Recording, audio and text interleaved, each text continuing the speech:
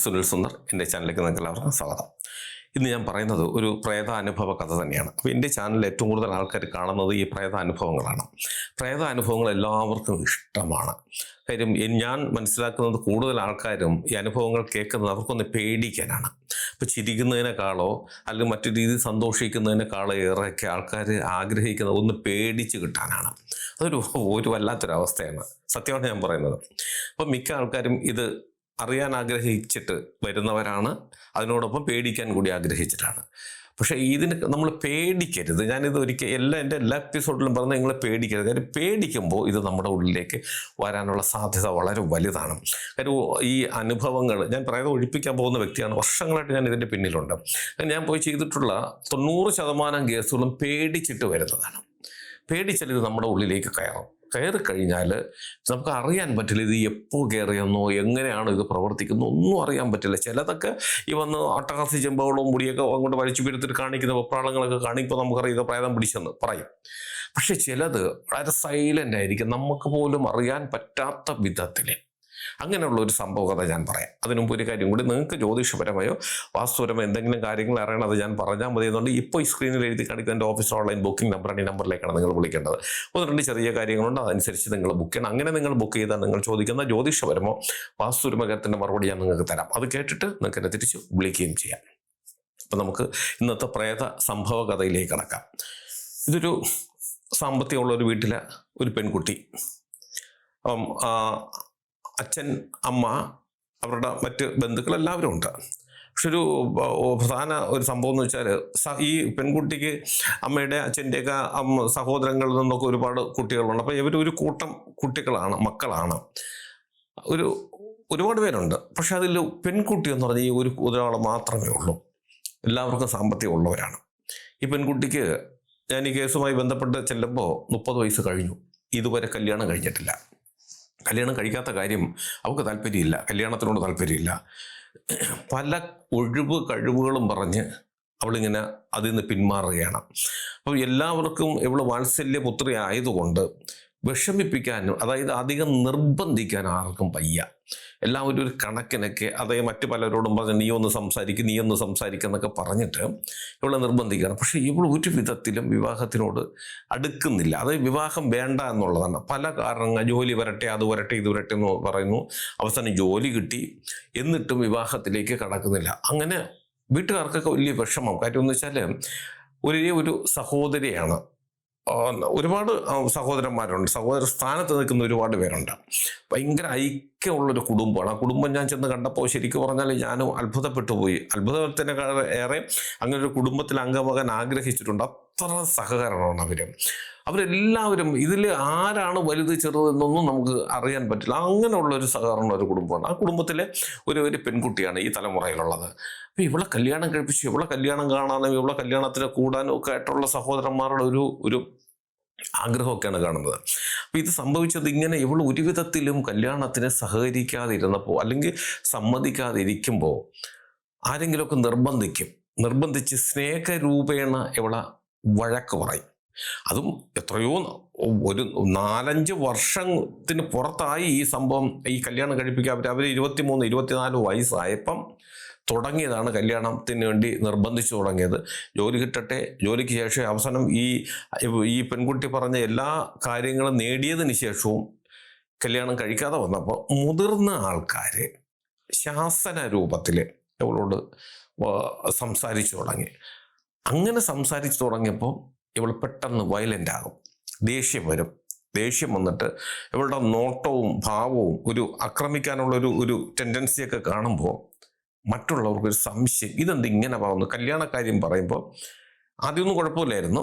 പിന്നീട് ഇവളെ വഴക്ക് പറഞ്ഞു തുടങ്ങിയപ്പോൾ, മുതിർന്ന ആൾക്കാരൊക്കെ, അമ്മാവന്മാരൊക്കെ ഉണ്ട്, അവരൊക്കെ പറഞ്ഞു തുടങ്ങിയപ്പോൾ പെട്ടെന്ന് ഇവള് ആള് മാറുന്നതായിട്ട്.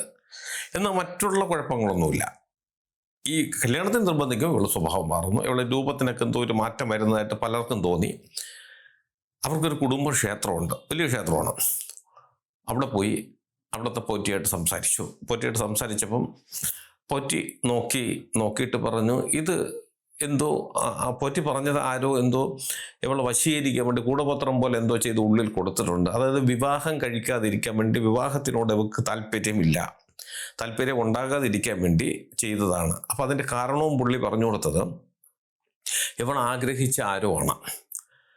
അവർ വന്ന് അവർക്കിത് ഇവളെ കിട്ടില്ല, അല്ലെങ്കിൽ നിങ്ങളെന്തോ എതിർത്ത് പറഞ്ഞിരിക്കുന്നു, അങ്ങനെ വന്നതുകൊണ്ട് ഇവളെ ഉള്ളിലേക്ക് അങ്ങെന്തോ ഒന്നിനെ കയറ്റിയിരിക്കുന്നതാണ്, ഒരു പ്രേതത്തിനെ, അല്ലെങ്കിൽ അങ്ങനെ ഒരു കൂടപത്രം ചെയ്ത് ഉള്ളിൽ കൊടുത്തിട്ടുണ്ട്. അതാണ് ഇവള് ജന്മത്ത് കല്യാണം കഴിക്കാൻ സാധ്യതയില്ലാന്ന്. പക്ഷെ ഇവരെല്ലാവരും ആലോചിക്കാൻ ആരാണ് അങ്ങനെ. അപ്പോൾ അതായത് പറഞ്ഞത്, ഇവളെ ആഗ്രഹിച്ച് ഇവളോട് ചോദിക്കുകയോ അല്ലെങ്കിൽ വീട്ടുകാരോട് ചോദിക്കുകയോ ചെയ്തിട്ടുണ്ട്, നിങ്ങളത് എതിർത്തത് കൊണ്ടാണ് അയാൾ അങ്ങനെ ചെയ്തതെന്ന്. അപ്പോൾ ഇവരാലോചിക്കുമ്പോൾ അങ്ങനെ ഒരാളോടും ആരും വന്ന് ഇവരോട് അങ്ങനെ ചോദിച്ചിട്ടില്ല, ഇവരെ എതിർത്തിട്ടില്ല. ആരെങ്കിലും വന്ന് ചോദിച്ചാലേ എതിർക്കേണ്ട കാര്യമുള്ളൂ.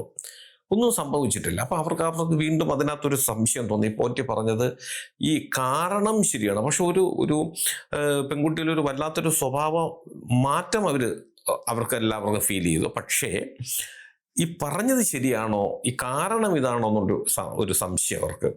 അങ്ങനെയാണ് ഈ കേസ് കറങ്ങി തിരിഞ്ഞ് എൻ്റെ അടുത്തും എത്തിയത്. എൻ്റെ അടുത്ത് വരുമ്പോൾ ഞാനും നോക്കുമ്പോൾ, അപ്പോൾ ഇയാൾ ചാർത്തൊക്കെ കൊടുത്തു വിട്ടു പോറ്റി. എന്നിട്ട് അതിനകത്ത് ഈ തിരുവഴി ക്ഷേത്രത്തിൽ കൊണ്ടുപോയി ഛർദ്ദിപ്പിക്കാനൊക്കെ പറഞ്ഞിട്ടുണ്ട്, എന്തോ ആഹാരക്കുത്തി കൂടിയൊക്കെ കൊടുത്തു എന്നൊക്കെയാണ് പുള്ളി പറഞ്ഞത്. അപ്പോൾ ഇവരെന്തായാലും അവിടെ ഒന്നും കൊണ്ടുപോയില്ല, അതിനു മുമ്പാണ് എൻ്റെ അടുത്ത് എത്തിയത്. പക്ഷെ ഞാൻ നോക്കുമ്പോൾ ഈ ഒരു നെഗറ്റീവ് ഉണ്ട്. അതായത് പെൺകുട്ടിയിൽ പെട്ടെന്ന് സ്വഭാവം മാറുന്ന ഒരവസ്ഥ. അത് ഈ പെൺകുട്ടി അവളല്ലാതെ ആയി പോകുന്നു. അവളുടെ നിയന്ത്രണം അവൾക്കല്ല. അമ്മാവനോടോ അമ്മാവിയോടോ ഒക്കെ കയർത്ത് സംസാരിക്കുമ്പോൾ അവളുടെ ഉള്ളിൽ അത് തെറ്റാണ്, നമ്മളങ്ങനെ പറയരുത് എന്നുണ്ട്. പക്ഷേ മറ്റേതോ ഒരു അദൃശ്യമായ ഒരു ശക്തി അവളെ നിയന്ത്രിക്കുന്നു. ഇപ്പോൾ ഒരു വിരൽ അനക്കണം, ഒരു അമ്മാവനോട് നേരെ ഇങ്ങനെ ചൂണ്ടരുത് എന്നവൾ ആഗ്രഹിക്കും. പക്ഷേ ഏതോ ഒരു ശക്തി അവളെ കൊണ്ടത് ചെയ്യിപ്പിക്കുന്നു, ഏതോ ഒരു ശക്തി അവളെ കൊണ്ടത് പറയിപ്പിക്കുന്നു. ഇങ്ങനെ പല അവസ്ഥയിലേക്കും ആ പെൺകുട്ടി പോയി. അപ്പം അങ്ങനെ വരുമ്പോൾ നമുക്ക് മനസ്സിലായല്ലോ. അപ്പോൾ ഈ പെൺകുട്ടി അതിന് ശേഷം ബോധം വരുമ്പോൾ മറ്റുള്ളവരോട് പറഞ്ഞ കാര്യങ്ങൾ, അത് ഈ മുതിർന്നവർ എൻ്റെ അടുത്ത് വന്നവർ പറഞ്ഞു, ഇങ്ങനെയൊക്കെ അവൾ അതിന് ശേഷം ഈ സ്വഭാവ മാറ്റം മാറി കഴിയുമ്പോൾ നോർമലാകുമ്പോൾ അവൾ പറയുന്നുണ്ടെന്നുള്ളത്. അപ്പം ഒരു കാര്യം ഉറപ്പിച്ചോളൂ, അവളൊരു നെഗറ്റീവ് ഉണ്ട്. അവൾ പറഞ്ഞത് വെച്ച് നോക്കുമ്പോഴത്തേക്കും ഈ പോറ്റി കണ്ടുപിടിച്ച കാര്യമൊക്കെ നോക്കുമ്പോൾ കറക്റ്റാണ്. പക്ഷേ ഇതെങ്ങനെ വന്നു എന്നുള്ളത് കണ്ടുപിടിക്കാൻ ബുദ്ധിമുട്ടാണ്. ഞാനും ഒരുപാട് നോക്കി, പക്ഷേ ഇങ്ങനെ ഒരു ഒന്നുണ്ടെന്നുള്ളതേ കണ്ടുപിടിക്കാൻ പറ്റുന്നുള്ളൂ. പക്ഷെ അത് എങ്ങനെ വന്നു എന്ന് എനിക്കും മനസ്സിലാക്കാൻ പറ്റിയില്ല. അപ്പം ഞാൻ ചിന്തിക്കുന്നു, ഈ പോറ്റി ചിലപ്പോൾ പുള്ളിക്കും കണ്ടുപിടിക്കാൻ പറ്റി ഇല്ലായിരിക്കാം. അതുകൊണ്ട് പുള്ളി വരാനുള്ള ഒരു സാധ്യത ഇവരോട് പറഞ്ഞതാകാം. പക്ഷെ പുള്ളി പറഞ്ഞ വളരെ പ്രധാനപ്പെട്ട കാര്യം സത്യം തന്നെയായിരുന്നു. അപ്പം വീട്ടുകാർ പറഞ്ഞു, എങ്ങനെയെങ്കിലും നമുക്കൊന്ന് ഒഴിവാക്കിയേ പറ്റുള്ളൂ. അവർക്ക് 30 വയസ്സൊക്കെ കഴിഞ്ഞു, 31 എന്താണ് പറഞ്ഞതെന്ന് വയസ്സ് കഴിഞ്ഞു, നമുക്കിങ്ങനെ വെച്ചുകൊണ്ടിരിക്കാൻ പറ്റില്ല. അവർക്ക് വേറെ ഒരു കുഴപ്പമില്ല, ജോലിയുണ്ടോ, വരുമാനമുണ്ട്, ആവശ്യത്തിലേറെ അവർക്ക് സ്വത്തും സ്ത്രീധനം കൊടുക്കാനൊക്കെ ആയിട്ടുണ്ട്. എങ്ങനെയെങ്കിലും നമുക്കൊന്ന് നടത്തിയേ പറ്റും. ഇപ്പം ഇതിന് എന്താണ് മാർഗം? അപ്പം ഞാൻ പറഞ്ഞു, ഒരു കാര്യം ചെയ്ത്, ഒരു നെഗറ്റീവ് ഉണ്ടെന്നുള്ള കാര്യം സത്യമാണ്. അപ്പോൾ അവരും പറയുന്നുണ്ട്, അവർ നേരിട്ട് കണ്ടതാണ്, ഒന്നുണ്ട്, അവളല്ല ആ സമയത്തിന് സംസാരിക്കുകയും പ്രവർത്തിക്കുകയും ചെയ്യുന്നത്, മറ്റൊരാളായി മാറിപ്പോകുന്നൊരവസ്ഥ. അപ്പം നമ്മൾ വീട്ടിൽ വെച്ച് നമുക്ക് പൂജ ചെയ്യുന്ന സമയത്തിന് ഇത് ശരീരത്ത് വരുമ്പോൾ നമുക്ക് ചോദിക്കാം. അപ്പോൾ ശരീരത്ത് വരുത്താതെ മാറ്റാനുള്ള വഴികളുണ്ട്. പക്ഷെ അത് അപൂർവം കേസുകളിൽ നമുക്ക് വരുത്തിയേ പറ്റുള്ളൂ. കാര്യം ഇതെന്തെന്ന് അറിയണം. ചിലതൊക്കെ നമുക്ക് അറിയാം, അത് പറഞ്ഞില്ലെങ്കിൽ പോലും നമുക്കറിയാം ഇന്ന ഭാഗത്തുനിന്ന് വന്നതാണെന്ന് രാശിയിൽ തെളിഞ്ഞാലും പിന്നെ അവരെ കൊണ്ട് നമ്മൾ അനുഗ്രഹിപ്പിക്കേണ്ട, അത് ശരീരത്ത് വരുത്തണ്ട, നമുക്കറിയാലോ ഇന്നാണ്. പക്ഷെ ഇത് എങ്ങനെ വന്നു എന്നോ, ഇത് ആരെന്നോ, ഇങ്ങനെ ഒരു ശക്തി, ഒരു നെഗറ്റീവ് ഉണ്ടെന്ന് മനസ്സിലായി. പക്ഷെ ഇത് എവിടെ നിന്ന് വന്നെന്നോ, എന്തിനു വന്നെന്നോ, എങ്ങനെ വന്നെന്നോ ഒന്നും അറിയില്ല. അപ്പം അതിനെക്കുറിച്ച് ഒരു ഔട്ട്ലൈൻ കിട്ടാൻ നമുക്ക് പൂർണ്ണമായി ഇത് മാറ്റിക്കളയാനും സാധിക്കില്ല. അപ്പം ഇങ്ങനെയുള്ള കേസുകൾ ശരീരത്ത് വരുത്തിയാലേ സാധിക്കും, നമുക്ക് അത് മാറ്റാൻ പറ്റും. വീട്ടുകാരും എല്ലാവരും സമ്മതിച്ചു. നമ്മൾ കുറച്ച് ആൾക്കാർ കൂടുതൽ വേണം അടുത്ത് നിൽക്കാനായിട്ട്. അപ്പം അവർക്കൊരു പേടി, വിളിച്ചുകൊണ്ടൊക്കെ ഓടുമോ എന്നുള്ള, അവരുടെ ഒരു നിൽക്കുന്ന പയ്യന്മാർ ഒരുപാട് ചെറുപ്പക്കാരുണ്ട്, അവരുടെയൊക്കെ അനിയത്തിയും സഹോദര സ്ഥാനിയൊക്കെയാണ്. ഞാൻ പറഞ്ഞ് ഉറപ്പൊന്നും പറയാൻ പറ്റില്ലെങ്കിലും നിങ്ങളെല്ലാവരും റെഡിയായി നിൽക്കണം. ചിലപ്പോൾ വളരെ സൈലൻ്റായിട്ട് തീരാം, ചിലപ്പോൾ ഇത് വളരെ ഈ പറഞ്ഞതൊക്കെ അക്രമാസക്തമായിട്ടും വരാം. എന്താണെന്ന് നമുക്ക് ഇപ്പോഴൊന്നും പ്രവചിക്കാൻ പറ്റില്ല എന്ന്. എന്തായാലും പൂജ തീരുമാനിക്കുന്നു. ഞങ്ങളും എൻ്റെ ഭാഗത്തുനിന്ന് കുറച്ച് കൂടുതൽ പോറ്റിമാരെ കൊണ്ടാണ് ഞാൻ പോയത്. കാര്യം അവർക്കിത് എങ്ങനെയെങ്കിലും മാറ്റണം. അപ്പോൾ അതിന് പൈസ അവർക്ക് പ്രശ്നമല്ല, എത്ര വേണോ ചിലവാക്കാം. പക്ഷെ ഇത് നല്ല രീതിയിൽ പൂർണ്ണമായി ഒഴിവാക്കണം. അങ്ങനെ വരുമ്പോൾ ഇതിനകത്തൊരു ഈ ഞാൻ ഈ ഒഴിപ്പിച്ച രീതിയൊന്നും വിശദമായിട്ട് ഞാൻ ഇതിനകത്ത് അവതരിപ്പിക്കാൻ ബുദ്ധിമുട്ടുണ്ട്. അത് പറയുന്നില്ല, ഒഴിപ്പിച്ചു എന്നേ പറയുന്നുള്ളൂ. അത് ക്ഷമിക്കണം കേട്ടോ. അപ്പം ഇത് ഒഴിപ്പിക്കുന്നത് ഒരു സമയം തന്നെ ചിലപ്പോൾ 3 or 4 രീതിയിൽ നമ്മൾ ഇതിനെ പൂട്ടേണ്ടി വരും, അല്ലെങ്കിൽ ഇതിൻ്റെ പുറകെ നമ്മൾ നിൽക്കേണ്ടി വരും. അപ്പോൾ ഒരാളിരുന്നുകൊണ്ട് 4 റോളൊന്നും ചെയ്യാൻ പറ്റില്ല. അപ്പം അങ്ങനെ വരുമ്പോൾ അതിന് പറ്റുന്ന ആൾക്കാരെ കൂടി ഞാൻ കൊണ്ടുപോകാം. ഞാനല്ല ആരെങ്കിലും കൊണ്ടുപോയേ പറ്റുള്ളൂ. ചില കേസുകളൊക്കെ മിക്കവാറും ഞാൻ ഒറ്റയ്ക്കാണ് പോയി ചെയ്യുന്നത്. പക്ഷേ അങ്ങനെയല്ല, ചിലതൊക്കെ നമുക്കിങ്ങനെ മനസ്സിലാക്കാൻ പറ്റാതെ നമ്മുടെ ഒരു രാശിയിൽ പോലും വരാതെ ഇങ്ങനെ ഹൈഡായി നിൽക്കുന്നൊക്കെ ആണെങ്കിൽ നമ്മൾ സൂക്ഷിക്കണം. ഇത് വന്നു കഴിഞ്ഞാൽ ഇത് എങ്ങനെ ആയിരിക്കും പിന്നീട് ഇത് കാണിക്കുന്നത് കണ്ടെത്താൻ പറ്റില്ല. അങ്ങനെ വരുമ്പോൾ ഒരു കാര്യം ഞാൻ ചെയ്തുകൊണ്ടിരിക്കുമ്പോൾ മറ്റെന്തെങ്കിലും പെട്ടെന്ന് ചെയ്യേണ്ടി വരികയാണെങ്കിൽ അതിന് തക്കതായിട്ടുള്ള അതിൽ സ്പെഷ്യൽ ചെയ്യുന്ന ആൾക്കാരെ കൂടി നമ്മൾ ഉൾപ്പെടുത്തിക്കൊണ്ട് പോകണം. അത് ഞാൻ അവരോട് പറഞ്ഞു. അതിനുള്ള എല്ലാ സംവിധാനങ്ങളും ചെയ്തു. ഞാൻ തന്നെ അതിന് ആൾക്കാരൊക്കെ കൂടി കൊണ്ടുപോയി. വലിയൊരു ഹാളാണ്. ഹാളിൽ തന്നെ ഞങ്ങൾ ഇതെല്ലാം വിളക്കെല്ലാം ഒരുക്കി പൂജ ചെയ്തു. അപ്പോൾ ഈ പെൺകുട്ടി ഒക്കെ വന്ന് അവിടെ ചുറ്റിനും ഈ സോഫയൊക്കെ ഇട്ടിട്ടുണ്ട്. അവിടെയൊക്കെ കുറച്ച് പേര് ഇരിക്കുന്നുണ്ട്, കുറച്ച് പേര് താഴെ പായൊക്കെ ഇട്ടിരിക്കുന്നുണ്ട്. നല്ല ഓർമ്മയുണ്ട്. നല്ലൊരു അന്തരീക്ഷമായിരുന്നു. നമ്മൾ പൂജ തുടങ്ങി. അപ്പം പൂജ തുടങ്ങിയപ്പോൾ തന്നെ ചില പൂജ തുടങ്ങുമ്പോൾ നമുക്ക് തന്നെ ഇതെങ്ങനെയെങ്കിലും പെട്ടെന്ന് തീർത്താൽ മതി. കാര്യം നമുക്കൊരു ഏകാഗ്രത കിട്ടില്ല. പിന്നെ എപ്പോഴും നമുക്ക് കോട്ടുവ വന്നുകൊണ്ടിരിക്കും. ഭയങ്കര കഴപ്പാണ്. അതായത് ഒരു വൈകായികമുണ്ട്, എങ്ങനെയെങ്കിലും ഇതങ്ങ് തീർത്താൽ മതി എന്നുള്ള. പിന്നെ അതന്നെ നമ്മൾ അങ്ങനെ തീർത്താൽ പറ്റില്ലല്ലോ. നമ്മൾ അത്രയും സ്ട്രെയിൻ എടുത്ത് വളരെ ബുദ്ധിമുട്ടിയൊക്കെയാണ് നമ്മളിത് പൂർത്തീകരിക്കുന്നത് മിക്ക കേസുകളിൽ. പക്ഷെ ഇതിൽ ചെന്നപ്പോൾ എന്തോ ഞാൻ തറയിലിരിക്കുകയാണെങ്കിലും ഒരു ഉയർന്ന തലത്തിലിരിക്കുന്ന കണക്കൊരു ഫീല്, എല്ലാം പെട്ടെന്ന് മനസ്സിലാകുന്നത് പോലെ ഒരു ഒരു തെളിച്ചം നമുക്ക് നമ്മുടെ ഒരു കാഴ്ചപ്പാടിൽ വരുന്നു. പിന്നെ ഓരോ മന്ത്രങ്ങൾ പറയുമ്പോഴും വ്യക്തമായിട്ടും ഒരക്ഷരത്തിന് പോലും ചളുക്കില്ലാതെയൊക്കെ പറയാൻ സാധിക്കുന്ന ഒരു മാനസികാവസ്ഥ. അതൊരു നല്ലൊരു ഒരു അവസ്ഥയാണ്. നമുക്ക് നല്ലൊരു പോസിറ്റീവാണ് അവിടെ കിട്ടുന്നത്. അപ്പോൾ അത് വന്നപ്പോൾ എനിക്ക് മനസ്സിലായി ഇതിന് പൂർണ്ണമായിട്ട് ഒഴിവാക്കാൻ സാധിക്കും.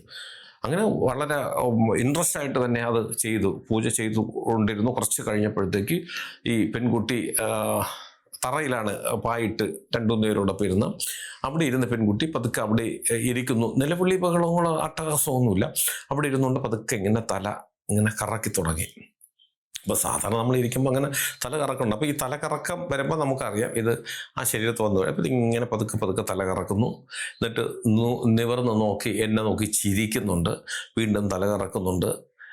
എന്നിട്ട് കുറച്ചിങ്ങനെ ആടി കഴിഞ്ഞപ്പോൾ മുടി കെട്ടി എന്തോ വെച്ചിരുന്നതാണ് തനിയെ ഇങ്ങനെ അഴിച്ച് ഇട്ട് ഒരു രൂപത്തിലായി. അപ്പോഴത്തേക്ക് കാണുന്ന ഈ കുട്ടി നല്ലൊരു കാണാൻ ഭംഗിയുള്ളൊരു കുട്ടിയാണ്. പക്ഷെ അത് കുറച്ചുകൂടി അങ്ങ് ഒരു ഭംഗിയിലേക്ക് പോയി. എന്നിട്ട് അവിടെ ഇരുന്നുകൊണ്ട് എന്നോട് ചോദിക്കും, ഞാൻ എന്ത് വേണം, ഞാൻ എന്ത് ചെയ്യണം, എന്തിനാണ് എന്നെ വിളിച്ചു വരുത്തിയത്. അപ്പം ഞാൻ പറഞ്ഞു ഇവിടെ വന്നിരിക്കാൻ പറഞ്ഞു. ഞാൻ കാര്യമായിട്ട് കാര്യം വെച്ചാൽ ഇതൊക്കെ ഒരു ലക്കിന് നമുക്ക് കിട്ടിപ്പോണതാണ്. ഇതൊക്കെ ഒഴിവാക്കാൻ ഈ ഒരു അവസരവും നമുക്ക് വരുന്നു. നമ്മൾ ഒഴിവാക്കുമ്പോൾ ഇതൊക്കെ ഒന്നും മിണ്ടാതൊക്കെ ഒഴിഞ്ഞു പോകുന്നത് നമുക്ക് കിട്ടിയ ലക്കാണ്. നമ്മുടെ കഴിവൊന്നും അല്ലാതെ ശരിക്കും അങ്ങനെയാണ് എവിടെയും സംഭവിക്കുന്നത്. ഇതിനെയൊന്നും നമുക്ക് അതൊന്ന് എതിർത്ത് നിന്നാലുണ്ടല്ലോ നമ്മുടെ 4 തലമുറ വന്നാൽ പോലും ഒരു ചുക്കും അതിൻ്റെ മുമ്പിൽ നടക്കില്ല. അപ്പം ഞാൻ ഇവിടെ വന്നിരിക്കാൻ പറഞ്ഞു. എണീറ്റ് വന്നു. പക്ഷെ ഇത് വലിയ അക്രമം ഒന്നും കാണിച്ചില്ല. ചിരിച്ചുകൊണ്ട് വന്നിരുന്നിട്ട് പിന്നെ ഇത് ഇരുന്ന് കഴിഞ്ഞതിന് ശേഷം പിന്നെ മുഖത്ത് നോക്കുന്നില്ല. തല കുമ്പിട്ടിങ്ങനെ 2 കൈയും തറയിലിങ്ങനെ കുത്തിപ്പിടിച്ചിട്ട് മുഖം ആർക്കും കാണാൻ പറ്റാത്ത വിധത്തിലേക്ക് ഇങ്ങനെ കുമ്പിട്ടിരിക്കുകയാണ്. വീണ്ടും അവിടെ ഇരുന്നിട്ട് കുറച്ച് കർമ്മങ്ങളുണ്ട്. അതൊക്കെ ഞാനിങ്ങനെ ചെയ്തു.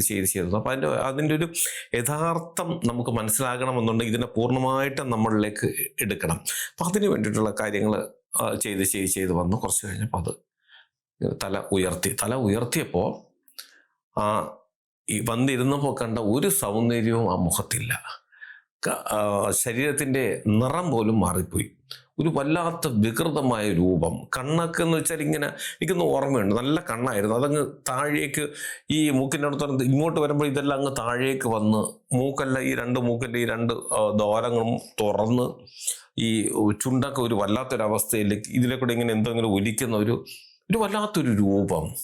കൃഷ്ണമണിയൊക്കെയാണ് ഇങ്ങനെ പടപടപടപടാ കിടന്നടിക്കുന്നു. ഇങ്ങനെ രൂപത്തിൽ ഇത് കണ്ട് ശരിക്കും പറഞ്ഞാൽ എല്ലാവരും അന്തം വിട്ടു, ഞാനും അന്തം വിട്ടു. വന്നിരുന്നൊരു സുന്ദരിയാണ്. കുറച്ച് സമയം ഒരു 10-15-20 മിനിറ്റുള്ള എടുത്ത് നോക്കുമ്പോൾ ആളാകെ മാറിയിരിക്കുന്നു. എന്നിട്ട് പിന്നെ ദേഷ്യത്തിലാണ്, എന്നെ എന്തിനു വിളിച്ചു വരുത്തി, എന്നെ എന്തിനാണ് വിളിച്ചു വരുത്തത്, എന്നെ ഒഴിവാക്കാൻ നീ ശ്രമിക്കുകയാണോ എന്നൊക്കെ ചോദിച്ചുകൊണ്ട്. അപ്പം ഇത് നമ്മൾ സ്ഥിരം കേൾക്കുന്നതായതുകൊണ്ട് പേടിയൊന്നും എങ്കിലും ഒന്ന് പിടിച്ചു നിന്നു. പിന്നെ അതുപോലെ എന്നോടൊപ്പം വേറെ ഗംഗാരന്മാരുണ്ട്. അപ്പോഴത്തേക്ക് താണ് വീണ് തന്നെ ഞാൻ പറഞ്ഞു, ഇങ്ങനെ ഈ ശരീരത്ത് എന്തിനാണ് വന്നത്, ഇതൊന്ന് ഒഴിവായി പോകണം, അതിന് വേണ്ടിയിട്ടാണ് ഞങ്ങൾ ചെയ്യുന്നത്, ഈ കുട്ടിയുടെ രക്ഷയ്ക്ക് വേണ്ടിയിട്ടാണ്. അങ്ങക്ക് എന്താണ് ആവശ്യമെന്ന് പറഞ്ഞാൽ ഞങ്ങളെ കൊണ്ട് പറ്റുന്നതാണെങ്കിൽ ഞങ്ങളത് ചെയ്തു തരാം. ഈ ഒരു രീതിയിലാണ് നമ്മൾ എല്ലായിടത്തും സംസാരിക്കുന്നത്. വീണ്ടും ഇങ്ങനെ നോക്കി കുറേ നേരം മുഖത്തൊക്കെ നോക്കിയിരുന്നിട്ട് അങ്ങ് കരയുകയാണ്, ഭയങ്കരമായിട്ട് കരയുന്നുണ്ട്. അപ്പം പിന്നീട് അത് കാര്യം പറഞ്ഞു, അത് ഒഴിവായി പോകാമെന്ന് പറഞ്ഞു, അതിന് കൊടുക്കേണ്ടത് കൊടുത്തു, അതിനെ പൂർണ്ണമായി ഒഴിവാക്കി. അപ്പം സംഭവം എന്തെന്ന് വെച്ചാൽ, ഇതിപ്പോൾ ഞാനൊരു ഉദാഹരണം പറയാം. തിരുവനന്തപുരത്താണ് നടക്കുന്നതെന്ന് വിചാരിക്കുക. ഈ സ്റ്റേറ്റിൻ്റെ തന്നെ അങ്ങറ്റം കാസർഗോഡ് അത്രയും ദൂരം വരും. ആ ഭാഗത്ത് ഇവർക്ക് കുറച്ച് ബന്ധുക്കളുണ്ട്. ഈ ബന്ധു വീട്ടിൽ എന്തോ വർഷങ്ങൾക്ക് മുമ്പ് ഈ കുട്ടിയും ബന്ധുക്കളും ഒക്കെ ആയിട്ട് അവിടെ എന്തോ ആവശ്യമായിട്ട് പോയിരുന്നു. അവരുടെ വീട്ടിൽ പോയി ഒക്കെ നിന്നു. അവിടെ വെച്ചിട്ട് ഇത് പിടിച്ചതാണ്. ഇതിൻ്റെ കാരണം എന്തെന്ന് വെച്ചാൽ, ഇപ്പം അവൻ ചോദിച്ചു എന്താണ് ഇത് പിടിച്ചു, പക്ഷെ ഇതെന്തിനാണ് ഇതിനെ കല്യാണം കഴിപ്പിക്കാതിരിക്കുന്നത്? അതായത് ഈ മരിച്ചുപോയ ഈ പെൺകുട്ടി ഒരു പയ്യനുമായിട്ട് സ്നേഹത്തിലായിരുന്നു. അവർ കല്യാണം കഴിക്കാനൊക്കെ തീരുമാനിച്ചതുമാണ്. അങ്ങനെ ഒരു ദിവസം അവരൊരു ബൈക്കിൽ യാത്ര ചെയ്യുമ്പോൾ അപകടത്തിൽപ്പെട്ട് ഈ പെൺകുട്ടി മരിച്ചുപോയി. ആ സ്പോട്ടിൽ വെച്ച് തന്നെ മരിച്ചു. അവൻ അപകടം പിടിച്ച് എന്തൊക്കെ അംഗവൈകല്യങ്ങളൊക്കെയാണ് ആ ഒരു അവസ്ഥയിൽ അവൻ ഇന്നും വിവാഹം കഴിക്കാതെ അവൻ ജീവിക്കുന്നുണ്ട്. അംഗവൈകല്യം എന്ന് വെച്ചാൽ കല്യാണമൊക്കെ കഴിക്കാൻ പറ്റും, കൈക്കോ കാലിനെന്തോ മുടന്തോ കാര്യങ്ങളോ എന്തൊക്കെ ഉണ്ടെന്ന് തോന്നും. പക്ഷെ അവൻ ഇന്നും ഈ പെൺകുട്ടിയെ ആലോചിച്ച് അവൻ ജീവിക്കുകയാണ്. അവൻ ഇന്ന് വരെ വേറെ കല്യാണം കഴിച്ചിട്ടില്ല. അതുകൊണ്ട് അവന് കല്യാണം കഴിക്കണം, അതിന് വേണ്ടിയിട്ടാണ് ഈ ശരീരത്ത് വന്നു നിൽക്കുന്നത്. കാരണം മനസ്സിലായല്ലോ ഞാൻ പറഞ്ഞത്, എന്തുകൊണ്ടാണ് ഈ പെൺകുട്ടി എങ്ങനെ മരിച്ചു എന്നും എന്ത് കാരണത്തെ ഈ ശരീരത്തിൽ കയറിയെന്ന്. അപ്പോൾ ഈ ശരീരത്തിൽ കയറാൻ എല്ലാ ശരീരത്തിലും ഇതിനെ കയറാൻ പറ്റില്ല. ചിലപ്പോൾ 10 ലക്ഷം ആൾക്കാർ നിന്നാൽ പോലും അവർക്ക് അനുയോജ്യമായി അവർക്ക് പൂർണ്ണമായി കയറാൻ പറ്റുന്ന ഒരു ശരീരം ഈ 10 ലക്ഷത്തിലൊന്നും പോലും ഉണ്ടാകില്ല. അങ്ങനെ ഒരു വലിയ ബുദ്ധിമുട്ട് ഈ പ്രേതങ്ങൾക്കുണ്ട്. ഇപ്പം അതിങ്ങനെ ഒരു സ്ഥലത്ത് ഒരു പ്രേതം വെയിറ്റ് ചെയ്ത് നിൽക്കുകയാണ്, ഇതിലെ പോകുന്ന ആരെങ്കിലും പിടിക്കാമെന്ന്. ചിലപ്പം 10 വർഷം നിന്നാൽ പോലും അത്രയും സമയം കടന്നു പോകുന്ന ഒരാളുടെ ശരീരത്തിൽ പോലും ഇതിനെ കയറാൻ പറ്റില്ല. അതിന് ചില കാരണങ്ങളുണ്ട്, അത് ഞാൻ മുൻ വീഡിയോയിൽ പറഞ്ഞിട്ടുണ്ട്. അതുകൊണ്ട് പ്രേതങ്ങൾക്ക് എല്ലാ ശരീരത്തിലും എപ്പോഴും എങ്ങനെയും കയറാൻ സാധിക്കില്ല. പക്ഷെ അനുയോജ്യമായൊരു സമയത്തിന് ഈ കുട്ടി അവിടെ ചെല്ലുകയും ഈ കുട്ടിയുടെ ശരീരത്തിൽ അത് കയറുകയും ചെയ്തു എന്നുള്ളതാണ്. അതിനെപ്പറ്റി ഇവിടെ വെച്ച് ഞങ്ങൾ പൂർണ്ണമായും ഒഴിവാക്കി. അതിൻ്റെ കാര്യം സാധ്യത്തിന് വേണ്ടിയിട്ട്, അതായത് നമുക്കായിട്ടൊന്നും ചെയ്യാൻ സാധിക്കില്ല, പക്ഷെ എങ്കിലും അത് ഈ ശരീരത്തിൽ നിന്നുകൊണ്ട് സാധിക്കില്ല.